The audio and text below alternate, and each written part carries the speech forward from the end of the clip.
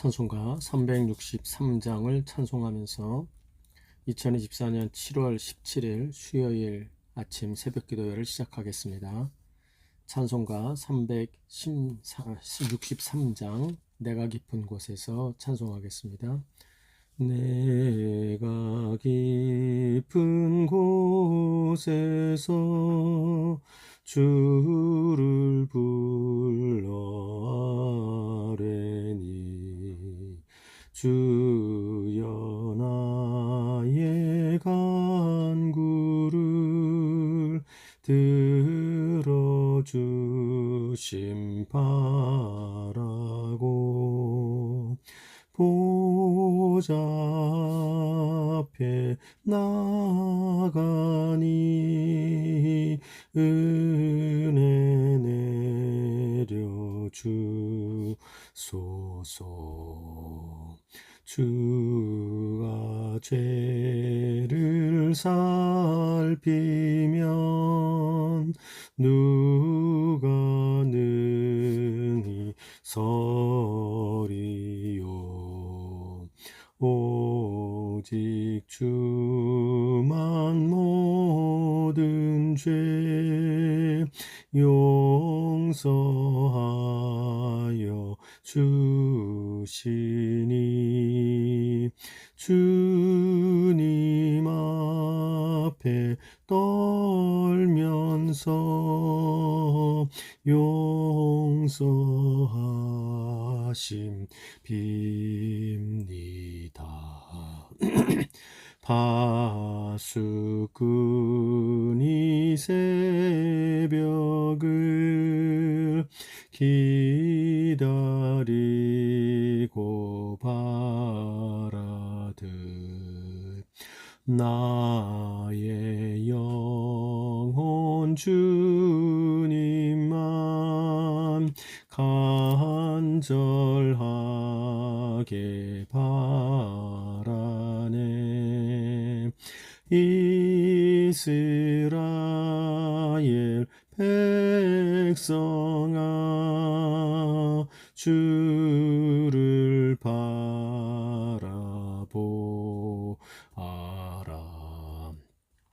주의 크신 은혜와 그의 능력 바라라.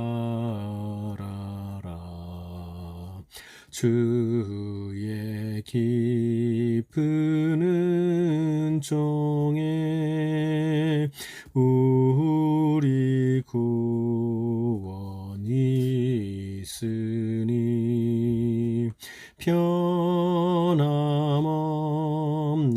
주님만 믿고 기다릴지라.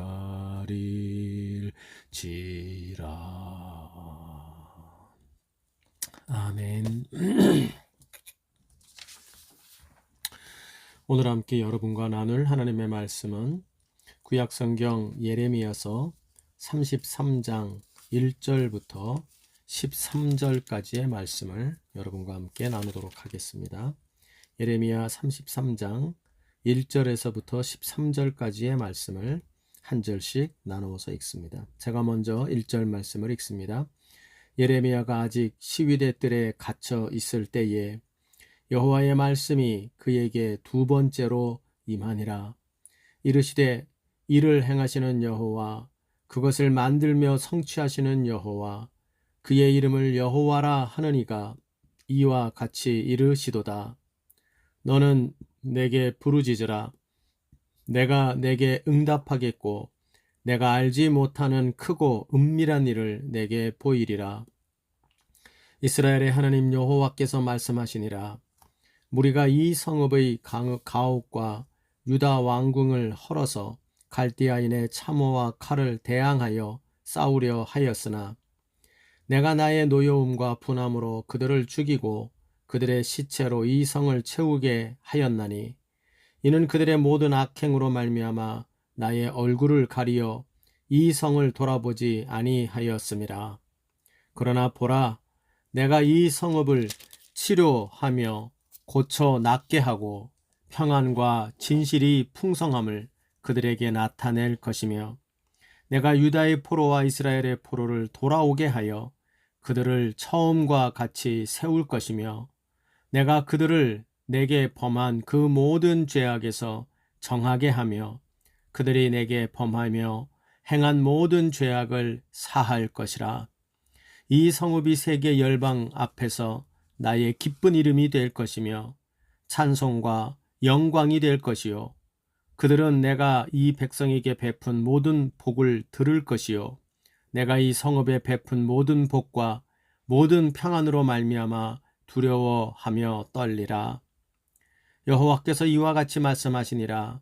너희가 가리켜 말하기를 황폐하여 사람도 없고 짐승도 없다 하던 여기 곧 황폐하여 사람도 없고 주민도 없고 짐승도 없던 유다 성읍들과 예루살렘 거리에서 즐거워하는 소리, 기뻐하는 소리, 신랑의 소리, 신부의 소리와 및 만군의 여호와께 감사하라. 여호와는 선하시니 그 인자하심이 영원하다 하는 소리와 여호와의 성전에 감사제를 드리는 자들의 소리가 다시 들리리니 이는 내가 이 땅의 포로를 돌려보내어 지난 날처럼 되게 할 것임이라. 여호와의 말씀이니라. 만군의 여호와께서 이와 같이 말씀하시니라. 황폐하여 사람도 없고 짐승도 없던 이곳과 그 모든 성읍에 다시 목자가 살 곳이 있으리니 그의 양떼를 눕게 할 것이라. 산지 성읍들과 평지 성읍들과 네겝의 성읍들과 베냐민 땅과 예루살렘 사면과 유다 성읍들에서 양떼가 다시 계수하는 자의 손 아래로 지나리라. 여호와의 말씀이니라. 아멘. 우리는 어저께까지의 말씀을 통하여 이 32장에 나오는 하나님께서 이제 풍전등화의 상태에 들어가서 바벨론에게 짓밟히기 일보 직전에 있는 하나님의 백성들, 그들에게 이 바벨론 사람들을 통하여 너희들을 징계하여 하나님의 백성답도록 내가 만들 것이다 라고 하는 이 하나님의 징계의 계획과 그리고 그것과 이어지는 그 너머에 있는 하나님의 회복의 약속을 이들에게 지어주는 것을 보았습니다. 이것은 다른 두 가지 상반된 하나님이 주시는 하나의 계획으로 보이지만 그러나 이것은 한 가지 계획의 일환입니다. 즉 하나님의 백성이 하나님의 백성다워지게 하는 것, 그리하여 그들의 악행이 멈추고 하나님의 백성답게 하나님만 경배하고 하나님이 주신 복으로 그들의 삶이 행복하고 복된 모습을 갖추게 만드는 것, 그것을 하나님이 기대하며 이 이스라엘 백성들에게 하나님이 극단적인 조치를 취하실 수밖에 없는 상태에 들어가 있기 때문에 그들을 참으로 새롭게 하나님의 진정한 백성다운 백성으로 만들어가고 또 본인도 그들의 진정한 하나님다운 하나님이 되시기를 바라면서 하나님께서 그들을 향한 이 심판, 징계와 그리고 그들을 새롭게 하시는 회복의 약속을 함께 주시는 것을 보았습니다. 그러므로 여러분, 우리는 이 땅을 살아가면서 하나님이 나에게 고난을 주는가 아니면 나에게 회복을 주는가, 우리의 목표는 회복과 그리고 고난과 이런 데에 관심이 우리에게 많이 있습니다만, 그러나 사실 하나님의 관심은 거기에 있는 것이 아니라 하나님이 온전한 하나님이 되셔서 하나님의 백성들 사이에 거하시게 되고 하나님의 백성이 또한 하나님 앞에서 온전한 하나님의 백성이 되기를 바라시는 것이 하나님의 뜻이다 하는 것을 우리가 알게 됩니다. 그러므로 오늘도 이 아침에 말씀을 붙잡고 기도하며 나아가는 우리 모두, 우리의 관심이 오늘 내 삶에 고난이 오느냐 아니면 오늘 내 삶에 회복이 오느냐, 고난과 회복이라는 데에 우리의 삶에 초점을 맞추기보다 우리가 하나님의 마음과 일치하는, 즉 내가 하나님의 백성다운 백성으로 살아가는 하루가 되기를 소원하시면서 오늘도 이 말씀과 기도를 함께하며 하루를 시작하시는 여러분이 되시기를 간절히 소원합니다. 이제 오늘 말씀은 33장의 말씀을 이제 오늘과 내일에 걸쳐서 살펴보게 될 것입니다.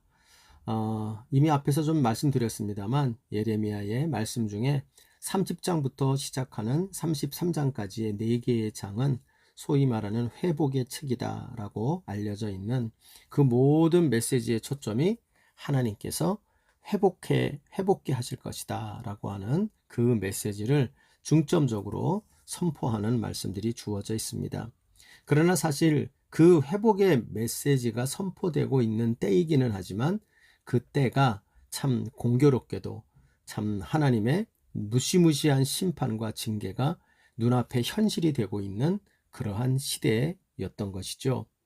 그래서 32장 때도 이미 그 예레미야가 앞서 이야기했던 너희들이 이제 바벨론에게 망할 것이고 그 땅에 너희들이 항복해야 된다고 말했던 메시지 때문에 그는 지금 그 바벨론에게 둘러싸인 지가 수년이 지나서 함락되기 얼마 남지 않은 이 시기에 이제 시드기야 왕으로부터 핍박받고 백성들로부터 핍박받고 그렇게 되어지는 그 참 예레미야 입장에서는 고난의 먹구름이 시커멓게 껴있는 이런 시기였습니다. 그런데 우리가 32장에서 본 것처럼 하나님께서 그러한 때에 예레미야에게 회복의 메시지를 주었습니다. 비록 지금 당장의 회복은 아니겠지만 하나님께서 이렇게 너희들을 회복하게 하실 것이다 라고 하는 그러한 메시지를 그에게 주었습니다. 그래서 하나님의 분명한 회복의 약속을 예레미야는 지니게 되었죠. 그렇지만 그의 상황은 여전히 암울하고 오히려 그 상황은 전혀 개선되고 있지 않는 것 같습니다. 33장 1절을 보면 예레미야가 아직 시위대들에 갇혀 있을 때에 라고 적혀 있죠. 이 아직이라고 하는 말은 바로 앞에 32장 2절에 배경을 두고 있을 것입니다. 그래서 예레미야가 32장 2절을 보면 선지자 예레미야는 유다의 왕의 궁중에 있는 시위대들에 갇혔다. 지금 갇혀 있는 상황이다 했는데 아직도 시위대들에 갇혀 있다. 그러니까 예레미야의 상황은 여전히 개선이 되지 않습니다. 하나님의 회복의 메시지가 왔음에도 불구하고 그러나 아직 내 상황은 어려운 그 상황, 여전히 이 고난의 상황이 계속되고 개선이 되지 않고 있고 이 답답한 상황이 계속 진행해 가고 있었을 때에 이 말씀을 주셨다 하는 것을 보게 됩니다. 그래서 하나님의 33장은 이렇게 좀 생각을 해볼 수 있을 것 같아요. 하나님의 백성이 또는 하나님의 종이 참 고난과 환난에 어둡고 그리고 암울한 상황이 계속되고 여전히 지속되고 있을 때 이때 하나님의 백성들은 어떻게 반응해야 할까? 오늘 본문의 말씀을 통해서 우리는 이 말씀을 통하여 우리는 그 답답한 상황이 전혀 개선되고 있지 않은 이 예레미야에게 이 말씀을 주셨다는 것을 생각하면서 예레미야가 이 말씀을 붙잡고 그러면 그의 이 답답한 상황에서 어떻게 그가 반응해야 할 것인가. 사실은 이 예레미야의 반응은 이 포로가 될 것을 앞두고 정말 갑갑한 상황으로 치닫고 있는 지금의 현실 속에 있는 이스라엘 백성들을 향한 예루살렘 성 안에 갇혀 있는 자들을 향한 메시지이기도 하다고 생각이 됩니다. 그래서 오늘 말씀을 통하여 우리 가운데 여러 가지 상황이 있겠지만 참으로 답답한 상황이 계속되고 있을 때 하나님의 백성이 어떻게 하나님의 회복의 메시지를 붙잡고 반응해야 할지 오늘의 말씀을 통하여 우리가 한번 생각해 보기를 바랍니다. 한 가지만 만약에 말하자면 어떻게 할까요? 오늘의 메시지를 우리가 읽으면서 한 가지 드는 생각은 우리가 하나님의 백성들이 답답한 상황에 있을 때 해야 할 한 가지를 이야기하라 그러면 무엇이 있을까? 그것은 아마도 3절이라고 생각이 들어요. 3절의 말씀 한번 같이 읽어볼까요? 이렇게 돼 있죠. 너는 내게 부르짖으라. 내가 내게 응답하겠고 내가 알지 못하는 크고 은밀한 일을 내게 보이리라. 한 가지를 예레미야에게 명령하시죠. 그것은 바로 내게 부르짖으라. 이 부르짖는다는 말은 소리를 크게 내서 다른 사람들이 들을 수 있도록 외치라 하는 그런 단어입니다. 그러니까 간절한 마음으로, 간구하는 마음으로 그냥 응급사태에 빠져서 사람 살려 하는 소리를 지르는 그 목소리로 하나님께 부르짖으라. 그러니까 지금 아직도 시대들에 갇혀서 이 답답한 상황에 있는 예레미야, 또 바벨론에게 둘러싸인 지 수년이 되어서 이제 곧 함락되어 포로가 되고 학살을 당할 위기에 있는 답답한 상황에 있는 하나님의 백성들. 그러나 그들에게 하나님은 소망의 메시지를, 회복의 메시지를 주셨는데요. 그런데 아무튼 이렇게 하나님이 주신 메시지와 지금의 현실이 전혀 앞뒤가 맞지 않고 있는 답답한 상황에 있는 하나님의 백성이 해야 할 일이 한 가지가 있다면, 한 가지를 해야 한다면 뭐를 해야 되느냐? 하나님은 명확하게 말하죠. 너는 내게 부르짖으라. 내게 부르짖으라. 살려달라고 나에게 외치라. 이렇게 이야기를 하고 있는 겁니다. 사랑하는 여러분, 저는 이것이 하나님의 백성됨의 증거라고 생각합니다. 정말 하나님의 백성은 극도의 고난, 정말 죽을 똥말똥하는 그 고난의 자리에 가보면 저 사람이 진짜 하나님의 백성인지 아닌지를 알 수가 있을 겁니다. 무슨 얘기입니까? 성도라면, 하나님의 진짜 백성이라면 그는 정말 죽을 것 같이 답답하고 그런 삶의 위기와 고난이 찾아왔을 때 그는 하나님께 소망을 두고 하나님을 향하여 부르짖는 자가 될 것입니다. 그러나 가짜였다면 그는 이런 환난과 고난을 주는 하나님 쓸모없어 라고 하며 하나님께 원망과 그리고 불평과 나중에는 하나님을 향한 승질을 내며 좌절하고 입을 닫아버리고 등을 지게 될 것입니다. 참 성도는 고난과 위기의 때에 하나님을 바라보고 부르짖습니다. 그러나 가짜들은 사람을 보고 환경을 바라보며 불평하며 입을 닫고 등을 집니다. 사랑하는 여러분, 오늘 우리 이 말씀을 들으며 저와 여러분 간의 답답한 것 하나님이 좀 도와주면 좋겠는데 언제 도와주시려나? 도와주신다는 말씀은 주셨는데 함께 하신다고 용기는 주시고 계신데 언제 역사하시려나? 참 답답한 마음을 가지고 하루하루 살아가시는 분이 계시죠? 더욱더 하나님을 바라보며 답답하면 답답할수록 우리의 목소리의 데시벨을 높여서, 볼륨을 높여서 하나님께 부르짖는 자들 되는 은혜가 있기를 소원합니다. 그것이 진짜 성도의 모습이라는 걸 명심하며 저와 여러분, 우리의 삶의 상황이 사방으로 우겨쌈을 당하여 답답해지면 답답해질수록 더욱 큰 목소리로 우리 하나님께 부르짖는 자들 되는 은혜가 있기를 주님의 이름으로 부탁을 드립니다. 자, 그러면 우리의 환난이 더 깊어지고 길어져서 답답해져 가기만 할 때 우리가 그러면 부르짖으며 우리가 바라봐야 되는 하나님은 어떤 하나님인가? 오늘 본문을 보면 하나님께서 너는 내게 부르짖으라 라고 말하면서 내가 어떤 하나님인가? 너가 나를 향하여 부르짖어야 되는데 내가 그러면 어떤 부르짖음의 대상이 되고 있는 하나님인 나는 어떤 하나님인가? 이것을 잘 설명해 주고 있습니다.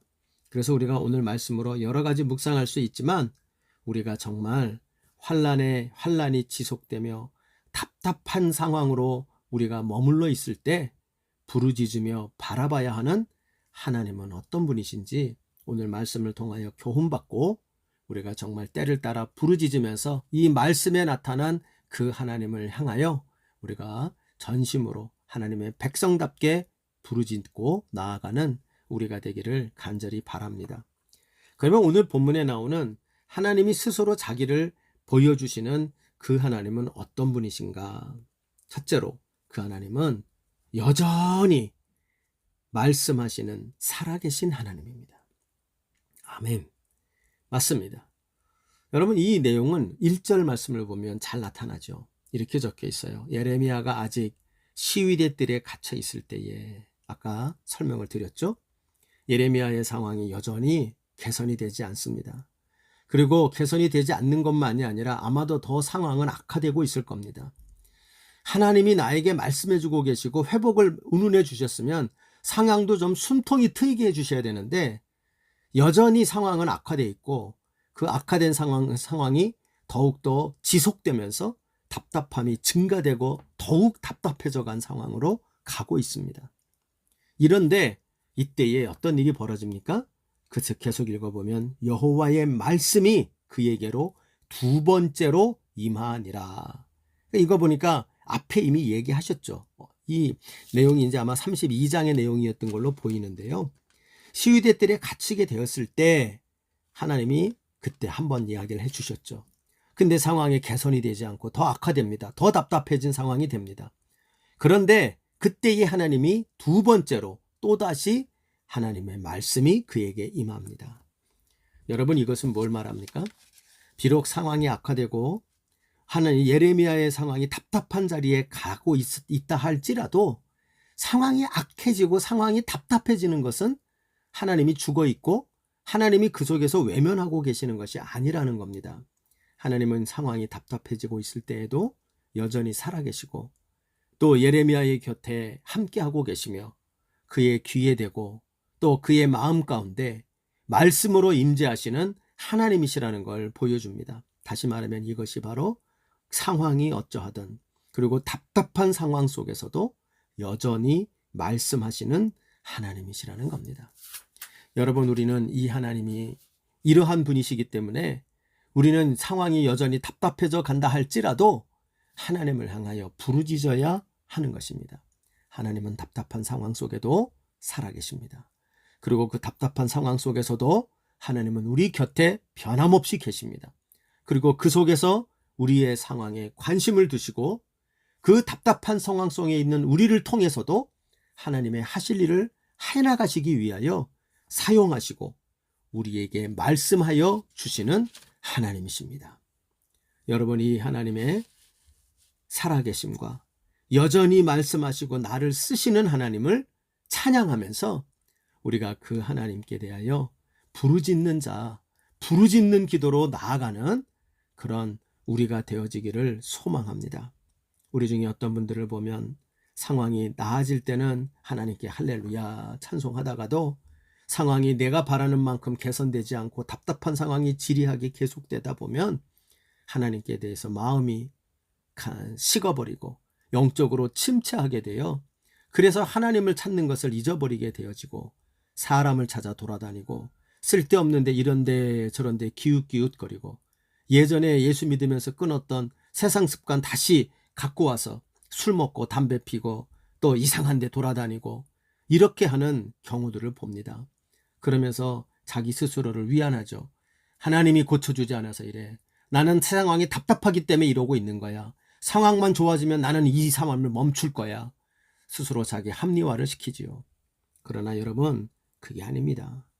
우리의 상황이 어찌하든 간에 하나님은 우리 곁에 변함없이 살아계시고 우리의 상황이 비록 내 뜻대로 돌아가지 않고 답답한 상황이 계속된다 할지라도 하나님은 여전히 나를 사랑하시고 내 곁에 계시고 나에게 말씀하여 주시는 하나님이시라는 것을 보여주고 있는 것입니다. 여러분, 우리의 상황이 답답해지면 될수록 그러므로 우리는 지혜를 갖고 믿음으로 용기를 내야 되는데 우리가 답답한 상황으로 가면 갈수록 사실은 살아계신 하나님, 내 곁에 여전히 함께 하시는 말씀하시는 하나님을 믿으며 더욱 크게 그분께 부르짖고 뿐만 아니라 그분이 뭐라고 말씀하시는지 더욱 귀 기울이는 이러한 자들이 되어 하나님과의 거리를 더욱 좁히는 그런 지혜로운 인생의 지혜를 간직한 자들이 되어야 할 것입니다. 두 번째로 오늘 본문에 나오는 답답한 상황 속에서 부르짖으며 하나님의 백성인 우리가 바라봐야 되는 하나님의 두 번째 모습이 나오는데 그것은 바로 2절에 등장합니다. 이렇게 얘기하죠.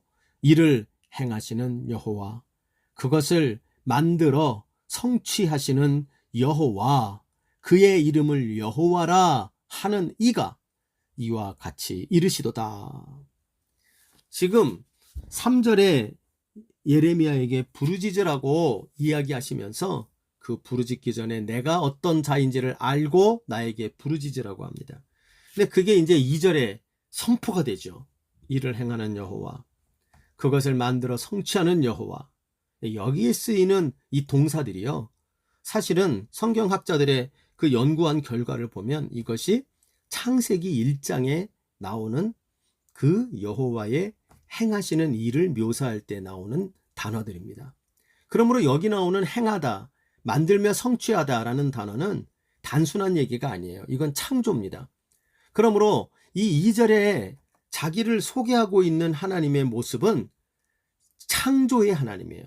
그러므로 지금 예레미야에게 부르짖으라고 3절에 이야기하면서 내게 부르짖으라고 할 때 그 나는 어떤 하나님이냐? 새 창조의 하나님.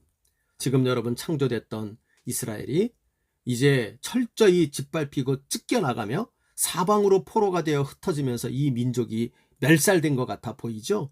그래서 그 사라진 것 같고 소멸된 것 같아요. 그러나 하나님은 어떤 분이십니까? 다시 불러 모으시고 회복하게 만드는, 이걸 뭐로 얘기하냐면 새 창조의 역사를 하시는 하나님이라는 거예요. 여러분, 우리가 이 부르짖을 때 이 하나님을 기억하는 건 너무나도 중요합니다. 하나님의 일하심은 창조입니다. 하나님의 일하심은 답습하는 게 아닙니다. 그저 있었던 것, 있으나 마나한 것, 또 있다가도 없어지기도 하는 것, 그런 일을 하시는 하나님이 아닙니다. 하나님은 어떤 분이십니까? 없는 것에서, 무에서 유를 만드시는 하나님, 시간을 만드시고 공간을 만드시고 새로운 피조물들을 만드시고 보시기에 좋았더라. 즉 1장 2절에 나오는 그런 암흑과 무질서로 가득한 곳을 생명력이 넘치는 조화와 질서가 가득 찬 그러한 살기 좋은, 보시기에 좋았더라가 되는 그 세상을 만드시는 새 창조의 하나님, 이것이 바로 우리가 우리의 삶이 답답하고 그리고 캄캄하고 절망으로 무너져 있는 상황으로 보일 때에 우리에게 회복의 약속을 주시는, 우리가 부르짖으며 간구해야 되는, 바라봐야 되는 하나님이 바로 이 새 창조의 하나님이시다 하는 것을 우리에게 보여주고 있는 거예요. 여러분, 우리 하나님은 이런 분이십니다. 새 창조의 일을 하시고요, 상상하지도 못했던 일을 하시고요, 지금 상황에서는 도저히 있을 수 없는 것을 만들어 나가시는 하나님의 역사가 바로 우리가 부르짖는 대상이 되는 하나님이신 것입니다. 그 성경에 그 예가 너무너무 많죠. 예를 들어 다니엘을 보세요. 다니엘이 어떠한 상황입니까?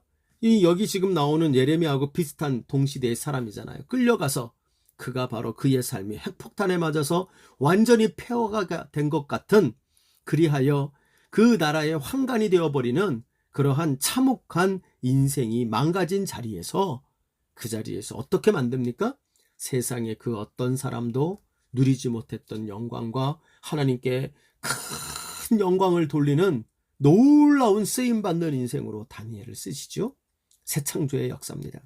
우리가 또 아는 요셉의 인생이 있죠.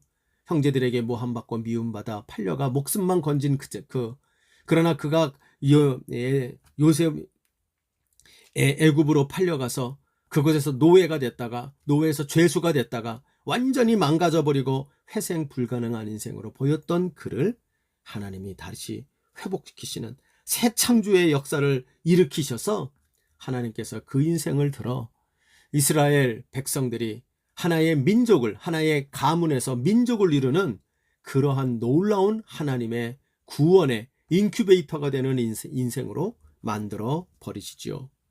예수님은 어떻습니까? 예수님이 십자가의 죽으심이 참으로 허무해 보이는데, 그러나 그 십자가에서 허무하게 저주받아 죽은 그 인생 예수를 다시 부활하게 하셔서 그를 통하여 온 세상을 구원하시는 하나님의 지혜로 삼아 버리시지요. 창조의 하나님입니다. 여러분, 하나님이 역사하시면 이런 역사들이 일어난다는 걸 명심하는 우리가 되기를 바랍니다. 시시하게 내가 바라는 몇 가지, 내가 소원하는 몇 가지, 그딴 거 이루려고 내 인생에서 역사하시는 하나님이 아닙니다.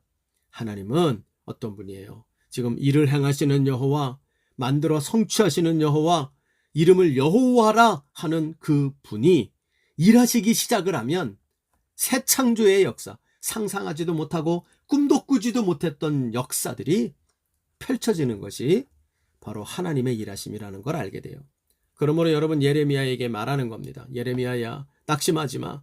너 그곳에서 한숨 나고 그곳에서 답답하다 그래서 가슴 치며 절망만 바라보고 한숨만 쉬고 한탄하는 자 되지 마.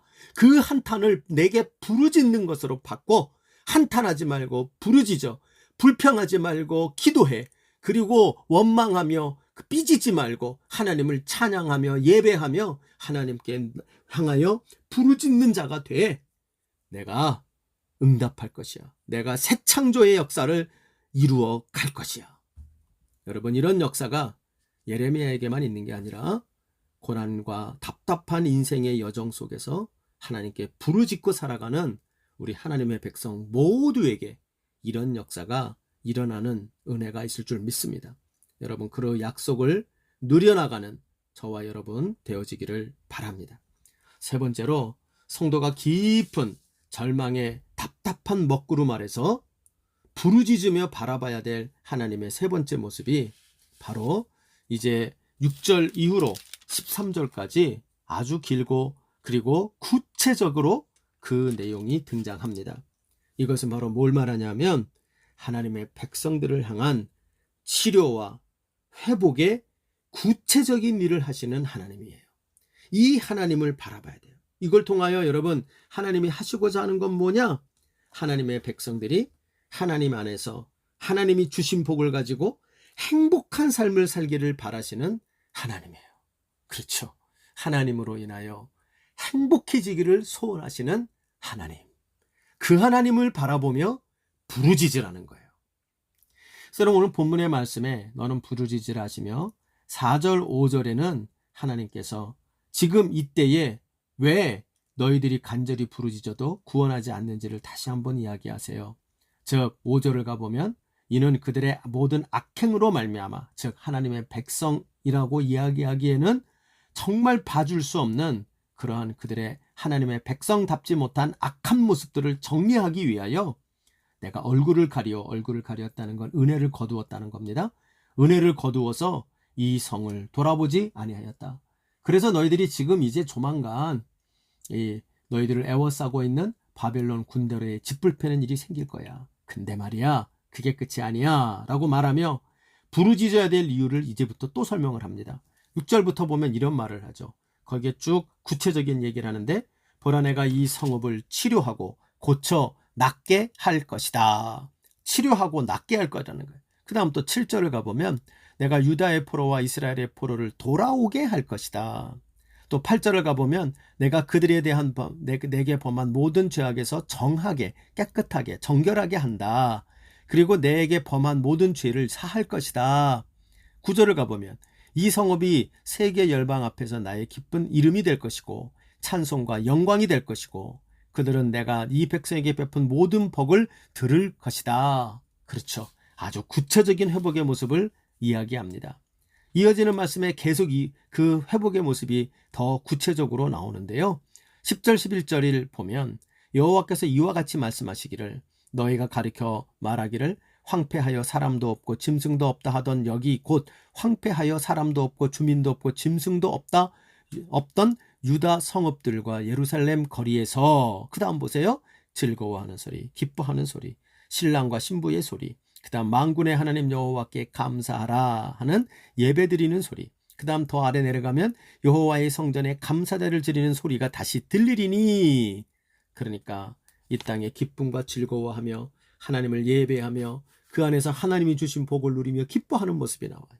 그러면서 12절 이후로 나가면 하나님이 거기에 복을 주는데 12절 이후를 보면 다시 목자가 살 곳이 있을 것이고 그의 양떼가 눕게 할 것이다. 그런데 이 모습이 어느 한 곳이 아니고 13절을 보면 산지의 성읍, 평지의 성읍, 네겝의 성읍, 베냐민의 땅과 예루살렘 사면 유다 성읍들에서의 양떼가 다시 계수하는 자의 손 아래로 지나가리라. 목자가 양떼들을 거닐며 그런 목축을 하는 이 그림이 풍요롭게 전국에 나타나게 될 것이다. 여러분, 이것이 뭘 얘기하죠? 한마디로 하나님은 하나님의 백성들이 흩어져 포로되어 신음하고 고생하는 걸 원하는 게 아니라 그들을 고치고 회복하고 돌아오게 하여 하나님의 백성들이 하나님이 주시는 복 안에서 하나님을 경배하며 하나님이 주신 복으로 행복한 모습이 되는 것을 하나님은 구체적으로 기뻐하시는 하나님이라는 거예요. 여러분, 우리가 이 하나님을 굳건히 붙잡는 자들 되시기를 바랍니다. 우리의 삶이 아무리 피곤하고 그리고 우리의 뜻대로 되지 않고 절망의 큰 먹구름이 우리를 한동안 덮어 답답해져 간다 할지라도, 아니 그 답답함이 조금씩 더 심해져 간다 할지라도 우리는 굳건히 믿어야 돼요. 하나님은 하나님을 경배하며 하나님이 주신 복 안에서 행복한 삶을 사는 모습을 보기를 원하죠. 마치 우리의 부모들이 자기는 못 먹고 못 자도 참 내 자식 행복하게 잘 사는 거 바라는 것과 같이 우리 하나님도 그런 분이라 하는 것을 말하고 있어요. 여러분, 그러므로 하나님께 그 하나님의 모습을 바라보면서 하나님, 우리가 하나님 안에서 행복하게 살길 바라시잖아요. 우리를 살려주세요. 우리를 도와주세요. 회복하게 해주세요. 부르짖는 자가 되어야 한다는 겁니다. 사랑하는 여러분, 말씀을 마무리합니다. 오늘 예레미야의 상황은 더욱더 악해져 가고 더욱더 답답한 상황으로 가고 있습니다. 그러나 그때의 하나님은 전의 말씀으로가 아니라 오늘의 새로운 말씀으로 여전히 나타나셔서 그에게 말씀하여 주심으로 그에게 힘을 주시고, 또한 남아있는 그 성에 있는 하나님의 백성들에게 하나님께서 소망과 힘을 더하시는 것을 보게 됩니다. 그러므로 우리들의 삶 가운데 답답함이 지속하고 계속될 때 하나님의 백성들은 바로 하나님의 회복의 하나님, 구원의 하나님에 대한 굳건한 믿음을 가지고 지금도 여전히 살아계신 하나님, 그리고 내 곁에서 말씀하시는 하나님 뿐만 아니라 새 창조의 능력으로 하나님의 때에 새 창조의 역사를 하실 하나님 뿐만 아니라 회복과 치유의 은혜를 베푸셔서 그때에 우리를 하나님 안에서 행복하게 살기를 원하시는 하나님, 그 하나님을 바라보며 우리가 그 하나님 앞에 부르짖으며 그 부르짖는 가운데 응답하시는 하나님의 음성을 들으며 우리의 지금의 이 답답한 상황들을 잘 통과해가는 주의 백성들 되시기를 부탁합니다. 모쪼록 오늘 하루도 이 하나님을 붙잡고 우리가 힘을 내고 참으로 답답한 상황 속에서 눌리지 마시고 소망을 가지고 하나님을 향한 희망 속에 오늘 한 날도 승리하며 걸어가는 믿음의 주의 백성 되시기를 주님의 이름으로 부탁드립니다. 주님 가르치신 기도로 마무리합시다. 하늘에 계신 우리 아버지여, 이름이 거룩히 여김을 받으시오며 나라의 마옵시며 뜻이 하늘에 이루어지는 것 같이 땅에서도 이루어지이다. 오늘날 우리에게 일용할 양식을 주옵시고 우리가 우리에게 죄 지은 자를 사하여 준 것 같이 우리의 죄를 사하여 주옵시고 우리를 시험에 들게 하지 마옵시며 다만 악에서 구하시옵소서. 대개 나라와 권세와 영광이 아버지께 영원히 있사옵나이다. 아멘.